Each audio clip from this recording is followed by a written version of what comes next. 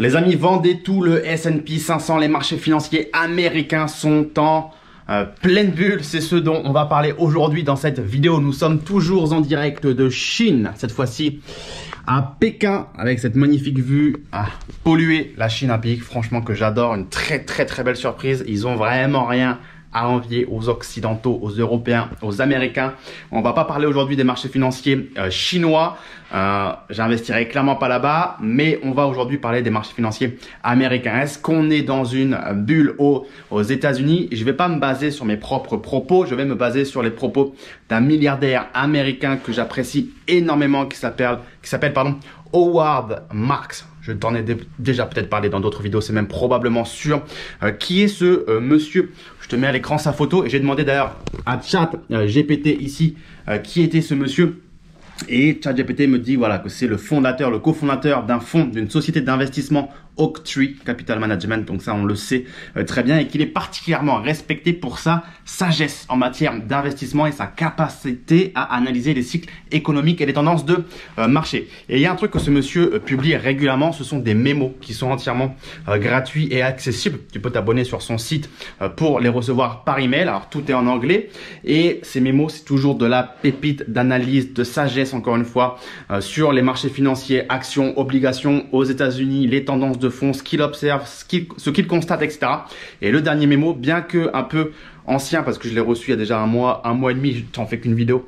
Maintenant, il est toujours autant pertinent et d'actualité. Et voilà, le mémo, il fait 10 pages. Je vais pas te lire les 10 pages en anglais, mais je te propose qu'on reprenne ensemble les 2-3 dernières pages qui sont d'après moi les plus croustillantes de ce mémo, celles qui m'ont vraiment intéressé, on va dire, le plus, où il fait justement une analyse de si oui ou non on est en pleine bulle de marché. On parle notamment de Nvidia, on parle notamment des ratios du PER, du marché de l'indice américain S&P 500. On parle de pas mal de choses et en fait ce qui va se passer, c'est qu'on va aller tout simplement ici sur mon ordi, ce que je te propose, et qu'on aille regarder ce mémo. Ce mémo, il est là, je t'ai souligné, je t'ai surligné quelques passages, et bien finalement en orange, qu'on va regarder ensemble, et je pense même que finalement je vais aller filmer directement mon écran, ça sera bien plus simple. Donc on se retrouve sur l'ordinateur. Allez les amis, on se retrouve comme prévu pour la lecture de ce mémo d'Howard Marks ensemble. Donc comme tu vois, j'ai pu demander à ChatGPT qui il était. Le mémo est ici, donc tu vois, il fait cette fois-ci 10 pages. Je vais pas tout te lire ici, même si c'est extrêmement intéressant. On va commencer à partir de la 6e page avec quelques passages que j'ai surlignés pour qu'on puisse en parler un petit peu ensemble et te partager pourquoi son analyse, elle est peut-être pas si mauvaise. Alors, je sais pas si tu vois ma tête quand je passe sur le PDF, mais j'ai envie de te dire, c'est pas très grave si tu ne la vois pas, même si on va revenir sur Chrome pour te montrer certaines choses. Voilà, je peux te garder avec moi, en tout cas de cette façon ici. Très bien. Donc, qu'est-ce qu'il nous dit, ce bon vieux Howard Marks?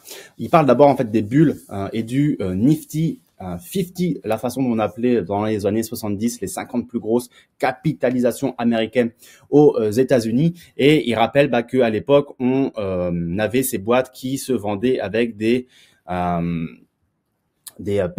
de 60 à 90. Donc c'était assez colossal et clairement on espérait énormément de croissance dans le futur, comme il le dit ici, mais en réalité on sait tous ce qui s'est très bien passé à ce moment-là, c'est que ça s'est pas du tout bien passé et que ça a énormément corrigé. Aujourd'hui, il fait la comparaison en fait, il nous dit que le S&P 500, les sociétés sont clairement dans de meilleures conditions par rapport au passé, par rapport justement à ces années 70, qu'on a un énorme avantage technologique, qu'on a des positions de marché qui sont dominantes, qu'on a une distribution des effets d'échelle qui sont colossaux, qu'on a des profits, des marges qui sont beaucoup plus élevées, et que aujourd'hui nos idées, nos business sur ces boîtes technologiques sont clairement basées sur, on va dire, des produits dématérialisés, de la technologie, là où à l'époque, eh bien, on était vraiment sur du produit, on va dire, brut de décoffrage, du métal, c'était de l'industrie, c'était voilà des business qui étaient intensifs en ressources et en capitaux. Donc, comme il le dit, créer aujourd'hui une unité de production, ça coûte beaucoup moins cher aujourd'hui avec tout ce qui est technologique. Quand on pense à un Google, à un Facebook et compagnie, voilà, ça coûte beaucoup moins cher que d'aller produire, je sais pas, une usine ou que sais-je à l'époque. Et donc aujourd'hui, les profitabilités sont évidemment bien meilleur. Ok. Aujourd'hui, ce qu'il dit il dit que la bonne nouvelle quand même, c'est que les PE ratios, les PER, eh bien, sont pas du tout ceux qu'on avait à l'époque des années 70 avec le Nifty 50, et que même si on prend, l'exemple le plus, on va dire, marquant aujourd'hui de PER élevé au sein de S&P 500, le fameux Nvidia, puisqu'on voit que Nvidia aujourd'hui, on est à un court bénéfice de 41, donc un PER de 41, même si pour le coup le timing est bon pour Nvidia pour cette vidéo, puisque on a corrigé de 14% en 5 jours au moment où je fais cette vidéo. Le PER reste entre guillemets encore une fois un des plus élevés du S&P 500. Eh bien, il fait ce rapport à Nvidia en disant que ça veut dire que les investisseurs, finalement, en voyant Nvidia être pricé si cher, espèrent que les bénéfices vont pleuvoir dans les années à venir, puisqu'on le rappelle, ça veut dire que si tu investis dans une boîte qui a un PER aujourd'hui comme Nvidia de 41, ça veut dire que en théorie, il te faut 41 années pour récupérer ton investissement, puisque c'est le nombre d'années de bénéfices que tu payes pour acheter cette entreprise. Donc, s'il te faut 41 années de bénéfices, eh bien, ça veut dire que tu penses que Nvidia sera là dans 41 et que ça sera toujours aussi profitable, voire que ça fera plus de profit, parce que c'est aussi ça que tu achètes et que tu payes. Quand tu payes aussi cher une valeur en termes de PER, c'est que tu espères que les bénéfices vont continuer d'exploser. Tu fais un pari, en fait, tu te dis, en fait, je suis prêt à payer cher aujourd'hui la valeur parce que je sais que les bénéfices vont exploser et que, a priori, je vais mettre moins de temps pour gagner de l'argent que ce que le PER m'annonce, entre guillemets, si on simplifie un petit peu les choses. Et donc, c'est ce que dit ici Howard Marks, c'est que on espère que, de un, les investisseurs pensent que Nvidia sera toujours là dans les décennies à venir, pas garanti, que les bénéfices vont continuer d'augmenter, pas garanti, et que les compétiteurs ne vont pas venir, entre guillemets, niquer Nvidia, pas garanti. On l'a vu avec DeepSeek là tout récemment qui a fait trembler le marché. On sait très bien dans la tech à quel point ça peut aller très très vite en termes de compétition, en termes d'avantages compétitifs par rapport à ses concurrents, etc. Donc, tu vois, moi je me dis pas que quand j'investis pour récupérer mon investissement 41 non sur une boîte comme Nvidia, je me dis pas que c'est sûr et certain que ça va se passer comme ça. Au contraire, on va le voir un petit peu plus tard dans le mémo. Voilà, il le dit d'ailleurs très bien, la consistance, la persistance, c'est pas quelque chose qui est atteint facilement, particulièrement dans les valeurs tech où les nouvelles technologies peuvent arriver très rapidement et de nouveaux compétiteurs peuvent faire ce qu'on appelle un leapfrog. J'en parle souvent dans les investissements en startup. Un leapfrog, c'est quand tu as un nouveau compétiteur qui arrive et qui lui n'est pas passé par toutes les étapes que tu as eu à subir.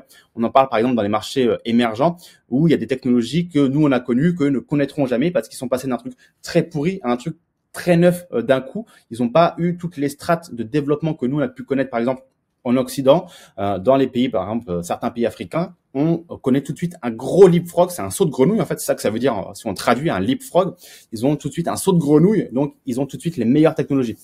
Et ce qui est intéressant ici, c'est que il dit que parmi l'indice, enfin, c'était pas un indice, mais c'est une façon de dire les 50 plus grosses entreprises dans les années 70, le Nifty 50. Il dit que aujourd'hui, seulement la moitié des valeurs du Nifty 50 à l'époque sont dans le S&P 500 aujourd'hui et que tous les leaders de l'époque, eh bien, du S&P 500 ne sont plus du tout les leaders d'aujourd'hui du S&P 500. Donc, il y a un vrai nettoyage entre guillemets pour en fait insister sur le côté persistance, durabilité d'une valeur dans le temps. C'est extrêmement compliqué. Il dit que par exemple dans le S&P 500, on avait ces 20 sociétés qui étaient les plus représentées dans l'indice. Donc, on a des boîtes qu'on connaît très bien, Microsoft, Walmart, Coca-Cola, Procter & Gamble. On a du IBM. Johnson & Johnson, etc., etc. Par contre, aujourd'hui, au début 2024, là, pour son référentiel, on en a plus que 6 qui sont encore présentes dans le top 20. Microsoft, qui est le survivant en tech, Walmart, Johnson & Johnson, Procter & Gamble, Home Depot et ExxonMobil. Donc, c'est le seul aujourd'hui Microsoft qui, parmi les fameux Magnificent Seven, dans les 7 grosses boîtes technologiques aujourd'hui du S&P 500, Microsoft est le seul qui était dans le top il y a 24 ans.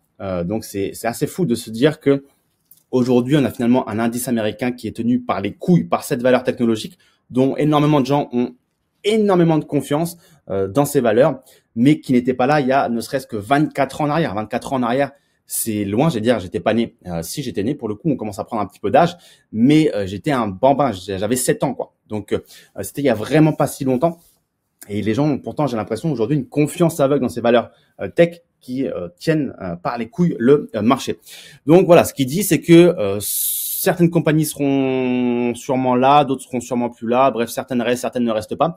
Mais ce qui est sûr, c'est que le changement semble plutôt être la règle plutôt que la persistance. En gros, il y a beaucoup plus de changements que de durabilité, que de persistance. Donc, s'il y a des boîtes comme, bon, bah voilà, Coca-Cola, on l'a cité ici, c'était là il y a 24 ans, c'était une des plus grosses capitalisations il y a 24 ans et aujourd'hui c'est plus dans le top 20. Bon, a priori, ils sont pas très loin. Ils sont là quelque part. C'est des boîtes qui sont durables, qui changent pas, qui se font pas disrupter. Par contre, dans la tech, comme on l'a dit, il y a énormément de disruptions possibles, de leapfrog, de concurrence, de choses comme ça.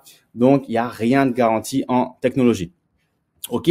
Ensuite, qu'est-ce que j'ai surligné? Il nous dit que oui, des fois les bulles s'extendent, se propagent, on va dire, au marché en général, et que si ça peut par exemple venir d'un secteur technologique, ensuite tout le marché dans sa globalité peut devenir trop cher. Oui, ça, j'aime beaucoup cette phrase qu'il a dit ici. Je dis toujours que la chose la plus risquée dans le monde, c'est de croire qu'il n'y a pas de risque. Donc là aussi, attention sur les trackers S&P 500. J'entends tout le temps dire des gens, je comprends pas, il y a aucun risque avec les trackers S&P 500. Pourquoi tu achètes des actions individuelles? Pourquoi tu as acheté telle action? Si je compare au S&P 500, on regarde le S&P 500 sur 5 ans a fait tant de performances, ton action en a fait tant.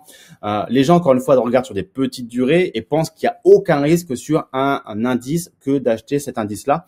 Encore une fois, j'aime énormément cette phrase et je vais même pas plus la développer parce que je l'ai tant développée moi-même également. La chose la plus risquée dans le monde est la croyance qu'il n'y a pas de risque. Un indice S&P 500, un tracker S&P 500 comporte évidemment des risques et parce que je peux pas résister, le simple fait que cette valeur tienne par les couilles cet indice, c'est un risque de concentration. Les gens pensent être diversifiés avec un S&P 500 en pensant détenir 500 valeurs, mais quand cette valeur tienne le marché en termes de taille dans cet indice, en fait, tu es extrêmement concentré. Ton risque, il est concentré sur cette valeur. Donc moi qui ai un portefeuille de 31 valeurs, je suis limite plus diversifié que toi parce que mes valeurs, moi, elles construisent pas l'indice, on va dire, elles sont pas représentées dans l'indice de façon démesurée. Donc attention les amis, il faut faire attention. Oui, il y a 500 valeurs, mais si tu as une valeur qui fait 99% du chiffre et les 499 autres qui en fait 1%, je tire les traits, bah attention, ton risque il est extrêmement élevé parce que si ta seule valeur qui fait 99% du chiffre, elle fait défaut pour une raison X ou Y, c'est fini pour toi. Et t'as beau dire j'en avais 499 autres, bah, les autres elles sont tellement petites dans l'indice que ça sert à rien. Donc attention. Alors, ici il nous dit quoi? Je sais plus que oui, bah qu'on a eu zéro performance entre après la bulle des télécoms, des médias, de l'internet, de la bulle technologique, voilà, suite à l'explosion de cette bulle-là, que le S&P 500 a eu justement une performance cumulée de zéro pendant 11 ans, pendant plus de 11 ans, de 2000 jusqu'à 2011. Donc ça aussi, je pense qu'il y a très peu d'investisseurs S&P 500, trackers S&P 500 qui sont prêts à accepter pendant 11 ans d'avoir zéro performance. Évidemment que moi aussi, ça ne me ferait pas plaisir, mais j'ai encore une fois mes dividendes. Mes dividendes seront versés parce que les entreprises continuent d'avoir une activité économique dans la vie de tous les jours, de vendre, de faire des bénéfices. Et donc ça, j'ai envie de te dire, ça garantit le versement du dividende. Donc là, j'ai quelqu'un qui sonne à ma porte dans ma chambre d'hôtel. Je ne sais pas si elle va rentrer, je sais pas, peut-être qu'on m'apporte des fruits, des chocolats, j'en sais rien. Mais a priori, je pense que je vais aller voir quand même parce que ça insiste.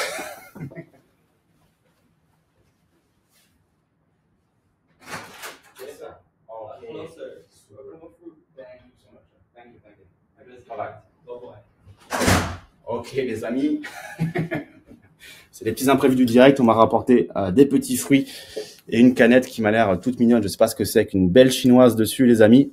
On regardera ça un petit peu plus tard. Je suis pas sûr que ça vous intéresse énormément. Donc je disais voilà, il y a peu d'investisseurs qui je pense seraient prêts à avoir 0% de performance pendant 11 ans. Moi non plus, mais aussi longtemps que mes dividendes sont versés, eh bien, a priori, ma performance ne sera pas de 0. Et c'est ça aussi, la magie des dividendes. C'est que ça te permet d'avoir du revenu, peu importe l'état du marché.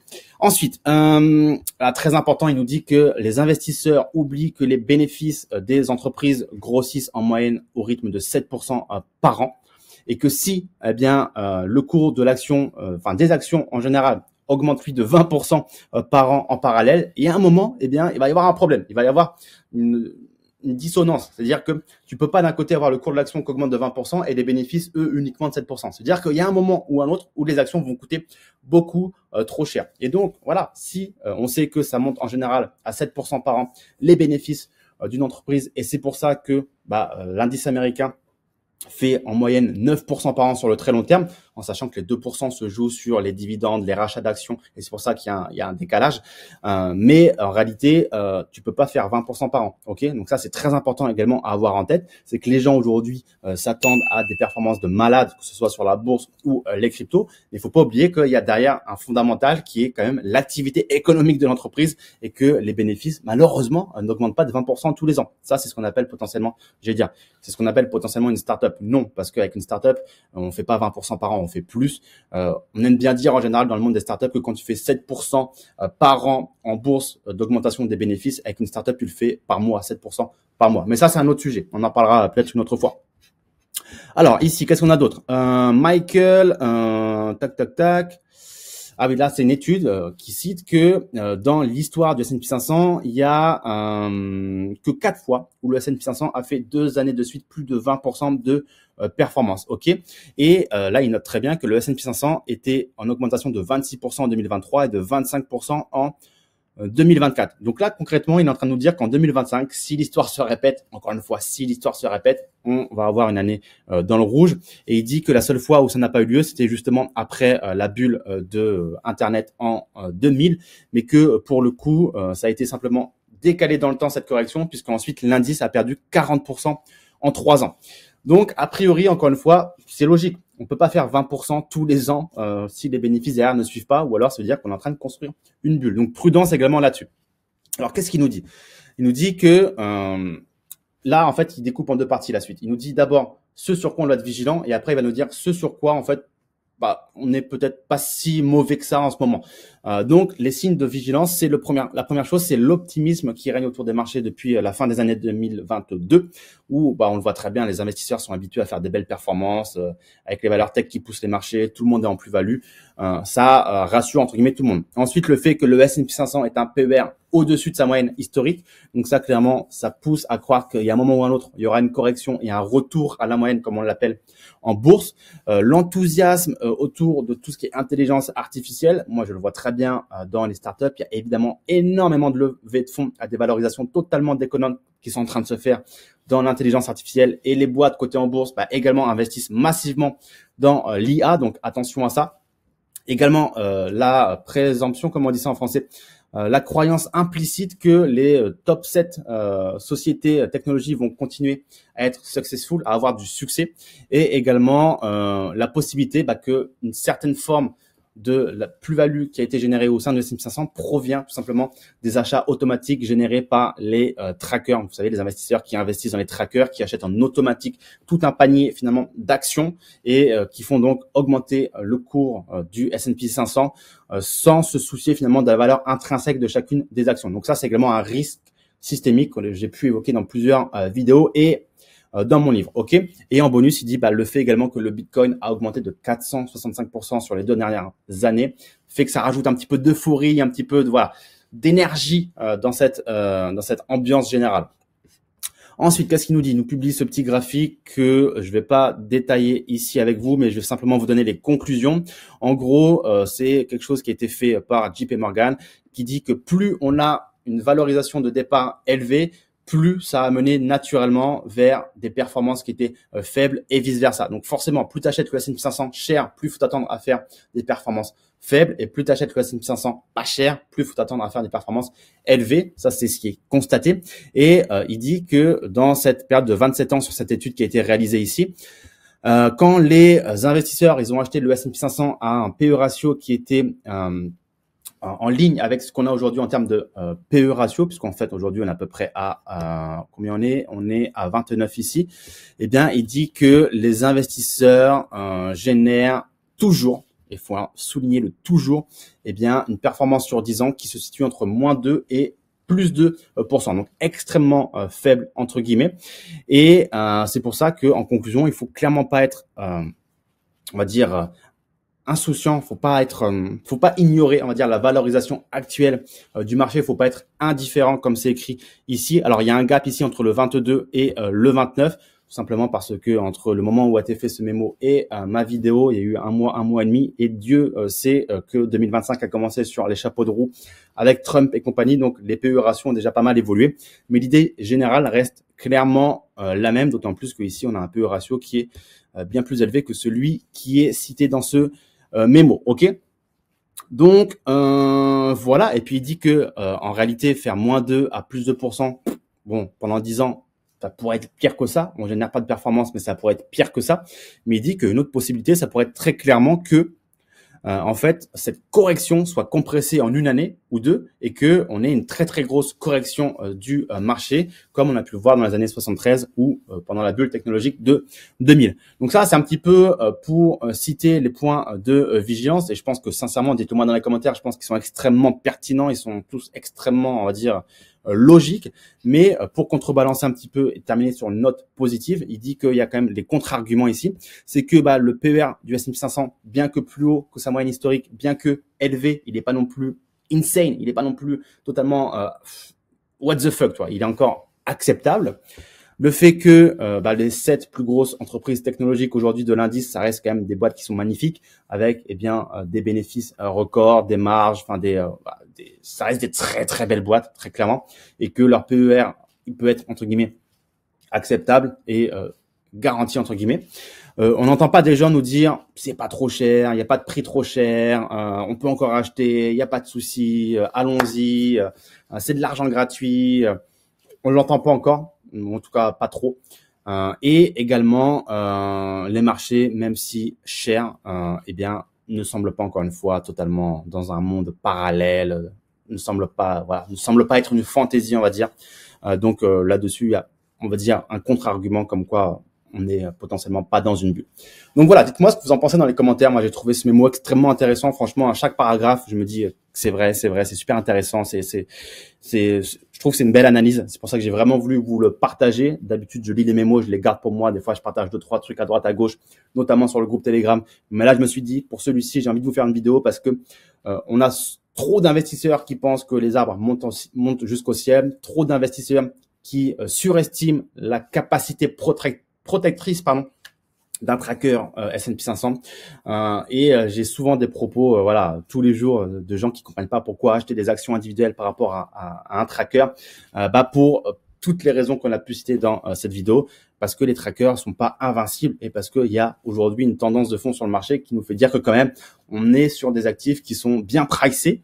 Justement, pas justement, je sais pas et j'ai pas la réponse, mais qui coûte cher quand même globalement.